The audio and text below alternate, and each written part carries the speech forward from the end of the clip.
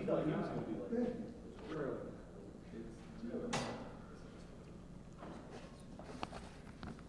Just a reminder, media, if you could please silence your cell phones. We do once again have a microphone in the room, so if you have a question, please raise your hand and we'll get it to you. If you have a follow-up question, please hang on to the microphone and ask it. No opening statements, so we'll go right to questions. If you have one, please raise your hand. Mark? Do I have to wait for them? The people in video land will appreciate it. All right. Coach, I know you talk about team handling every week the same, but how different was it yesterday in the film session after such a big win? And how much momentum do you think this gives you guys? I wouldn't use the word momentum for one win. I thought it was obviously it was a good Sunday. I asked a couple of questions, and if the answers are yes, everybody's supposed to stand up. We had 150 guys, not 150, 105 guys standing up, and it was nice. But we still had things to go over, things that were positive, things that were negative. There was more positive than negative, but we still had growth that had to happen. So it was a good, positive meeting. How much do you feel like this team needed that to happen? I think a lot of people needed it more than the team, me being one of them. But I think it was good for the entire community and everybody to get one of those. Nico?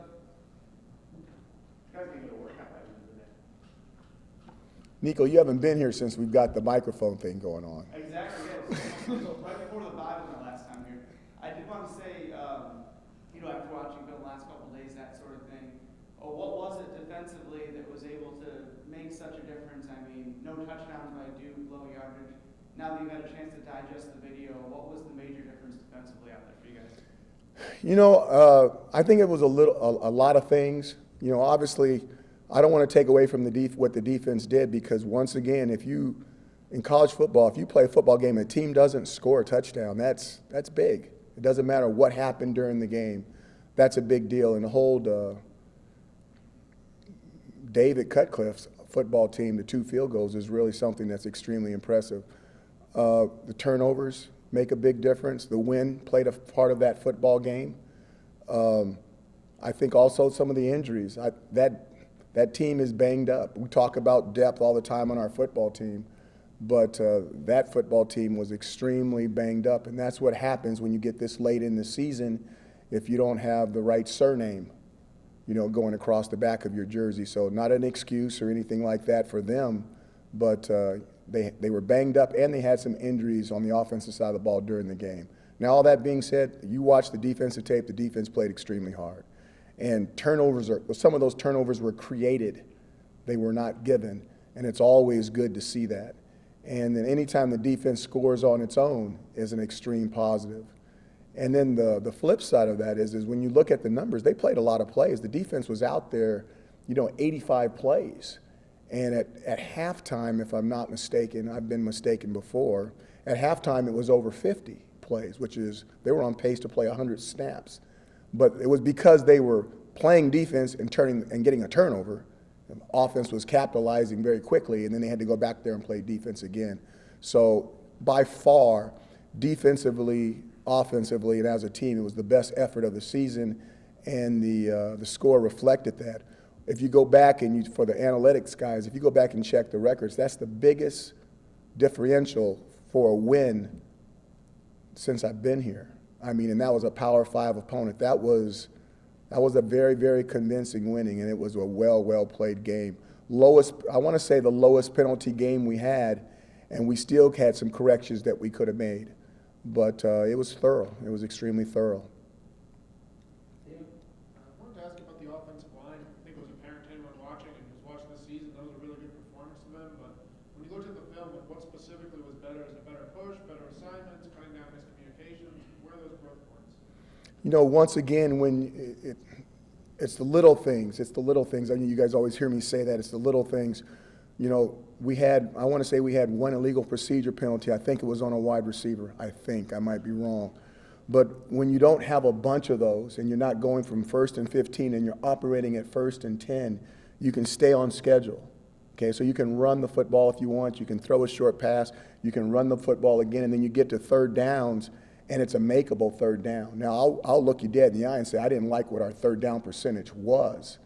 But when you look at some of how many explosive plays we had in the running game and the throwing game, and then you tie that in with the turnovers and the field position that the defense was giving you in those turnovers, and you can have a game like what we had. Now, if we could turn around that third down percentage and get that a lot higher, I mean, then that game would have really been something. But I just think it was a combination of a bunch of stuff. How much of the success they did have was kind of hinging on Carlos being able to play center and do what he needed him to do? You know, Carlos has been working at that for a long time, and the one thing that I always talk about, I'll say this, the one thing I always talk about is football's like baseball. And you're like, oh, okay, there goes one of those analogies. What in the hell does he mean by that? Well, if you want to have a good football team, or you want to have a good baseball team, you need to have a catcher, a pitcher, okay? Obviously, numerous pitchers. You better have a shortstop, a second baseman, and a really good center fielder. Then the rest of your baseball team, you can fill out the edges. It's no different on a football team. You want to have a tailback, you want to have a quarterback, you want to have a center. On defense, you want a one technique, you want a Mike linebacker, and you have a free safety. If you've got those 6 guys, then you can start filling in the other positions. You may have a good offense, you may have a good defense. You just don't want to put a new guy at center. It affects so many people, quarterbacks, the guards. It affects a lot of people, and you don't want to do it until they're ready. Carlos came out and he did a decent job. He really did. But he's been training for the job that he did ever since August. So I'm glad that he did well, and it might be something that he can hang around and do for a long period of time for us, and we'd probably be glad and happy to see if he could do that.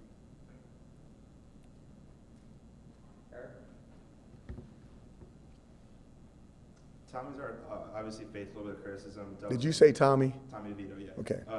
Dealt with some criticism, some injuries this season, but I think it's fair to say he's settled in a little bit. I was curious what you've seen from him in terms of his maturity, both off the field with the criticisms and without the doubt and injuries, as well as just his confidence and just being more smart with, again, because with turnovers. Say the first thing that you said again. Yeah, I guess just off the field specifically, he dealt with some criticism. Quarterback's kind of was scapegoat. He had some injuries. I guess what have you seen from him? That's what I thought you said. You said criticism about his injuries. His injury was real. Okay. Okay. So what are you asking? I'm not getting after you. You threw me off when you said. Okay. Just criticism separated from the injuries. He dealt with both. Okay. Have you seen his maturity in that way? I guess. You know, quarterbacks get too much of the credit and they get too much of the blame, and it's just the way that position is. I think he's handled most of it okay, and he needs to get better at some of it, and he will. The longer he's here, the longer he's at the position, I think the better he'll get. But normally they're not as good as they think they are, and they're probably not as bad as everybody else thinks they are after a football game when things don't go right. JD? Coach, after Saturday, we kind of talked about McKinley, and you said you'd have to go back and look and see how many plays. You weren't even sure how many plays he played, so you couldn't really tell what kind of impact he had in coming back. But after getting a chance to look at the film and seeing what he did, how much of a difference do you think he made having him back in the middle of that defensive line? He was just okay. He was just okay. I think the biggest difference was, is that he allowed other guys to play fresher. By having that one body there, you could put the other 3 guys, Ruff and Black, on a rotation where now they're fresher, okay? And between those 3 guys, along with Shaquille, they could do some things in there. It was a 4-guy rotation. They could do some things in there. So that was good. But really, based off of how he was last year and what he did, he was just okay, okay? He'll get better, but he was just okay the first time out. Coach, I just wanted to ask you why you think the defense played so hard, and we can handle the offense also in this response, but why do you think everything clicked finally in that game? I don't know if you can put one thing on it. I go back to, I think that the guys were ready to play fast. We gave them an opportunity to play fast. We didn't have as much, obviously. But some of that tied into who you're playing. That quarterback is more of a runner, okay? He needs to still work on his throwing game a little bit, so you're allowed to play some simpler things in pass coverage. That's because of who he was. They lost their starting center, which means that they may not have used so many protections because they had their backup center in. And then you turn around and they lose their left tackle. I want to say that was in the first quarter. That guy's all right, by the way. I spoke to Coach Cutcliffe. He's doing okay. That's hard on an offensive line. You know, in a game like that, especially when you're going against, you know, Kendall and Alton off the edges, and then with some of the stuff, we were doing some internal blitzes inside with the linebackers in the one technique. So there was a lot of stress on their positions that were new, and I think that had a big impact on what they could do offensively. Anything to do with having a different voice? You know, you guys can write about that stuff. To me, I thought it was a good game plan. I thought the kids executed the game plan, and I think there was some things that went our way. It'll be interesting to see how it goes this Saturday, because the offense that we're about to play is a lot better than the offense we just played. And they got some cats, and they can do some things. So if you're watching the tape, okay, let's see what happens this Saturday. And hopefully, I hope the same thing happens, but they got some different animals out there. I shouldn't call people animals. I guess different players out there that are really good. And Coach, you know, obviously you take it one game at a time. From the outside, we were looking last three, you need all three to get to a bowl game. To keep that going now, just needing these last two, what is that mindset like? Are these guys rejuvenated, knowing that they can just keep this going, get another one Saturday, let's hope stay alive, and hopefully that goal is achieved? We're not following in that trap anymore. We're not going there anymore. We got Louisville at Louisville. Satterfield, Scott, he does a really nice job. He's done a fantastic job for a first-year coach. He really has. And he's put everybody on alert that those guys are going to be good again. And we got an opportunity to go down there. As far as I know, we haven't done well there. You guys probably know better than I have. I know I haven't done well there, going down there. And we got an opportunity to play a football game. It seems like the weather is going to be almost similar. So if you guys are coming to the game, you need to wear the same stuff that you wore at the last game. And let's see what happens. But that's an interesting place. The last time we went down there, I remember seeing Lamar do all his crazy stuff. And I'm just glad that the NFL guys have the same issues with Lamar that we had with him here at Syracuse University. Josh? Dino, I'm kind of working ahead on something as high school football season ends, and then eventually whenever you guys end. But I was curious what you remember from the last football game that you played, and kind of what it meant to you. What level are you referring to? Like the last time that you strapped up pads and played football. In the pros? I mean, in Canada? Yeah, but like the last football game you ever played, like what you remember, whatever you pinpoint to the last football game that you ever played with. The last time I ever played in a football game, okay, I was in Canadian Football League. I was at the BC Lions. I had just got injured in practice. I'm pretty sure they had realized by checking me out that we're at the end of the camp. They're about to make final cuts. And they had just realized that I had went through the entire camp without an ACL. We went to our very last game before our final cuts. They played everybody the entire game, and then with 2 minutes left, maybe even less than that, they put me in at tailback and pitched me the ball. I ran the ball one time. Actually, I think I ran the ball twice, because my roommate was the quarterback that was in right there. I think he audibled the second time to get me a play. And then they cut me the next day because they had me on tape as playing, which means I was okay, and that they didn't have to pay me for my contract. That was my last snap of football.